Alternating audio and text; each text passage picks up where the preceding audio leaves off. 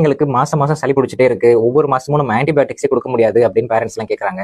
Cough சிரப்ஸா கொடுத்து கொடுத்து சலிச்சு போச்சு, காஃப் சிரப்ஸ் இல்லாம நேச்சுரல் ரெமெடி சொல்லுங்க அப்படின்னு கேட்கறாங்க. கற்பூரவள்ளி இலை அப்படின்னு சொல்லக்கூடியதோட பொட்டானிக்கல் நேம் தான் நீர்த்தன்மை உடையது.